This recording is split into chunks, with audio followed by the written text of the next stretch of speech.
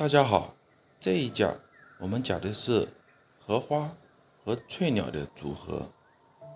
左上方那只翠鸟，我们在之前的那个短视频当中已经播放过翠鸟的画法与上色及它的这个动态特点。现在是第二章，我们完成这张团上荷花与翠鸟的作品。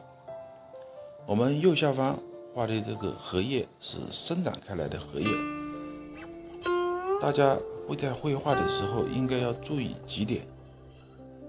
第一是荷叶的外轮廓的变化要有起伏的变化，墨色要有浓淡的变化，先画浓的一边，然后随着这个笔上面的这个浓墨逐渐的会变淡，这样子就形成了一种浓淡的变化。画荷叶的外廓是用侧锋，画荷叶是用侧锋，有长有短的变化。现在画的是荷花里面的那个浮萍。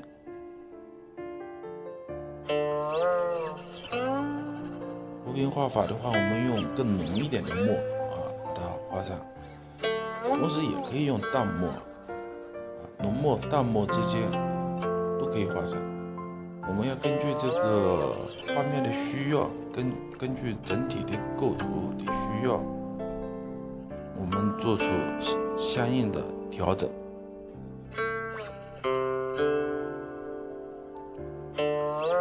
荷杆，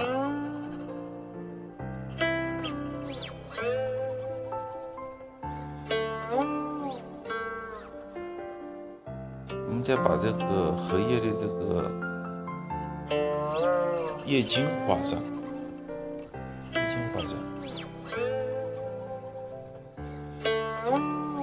再加上一些垂草，中锋用笔。我们右上方，我们再添加一朵荷花，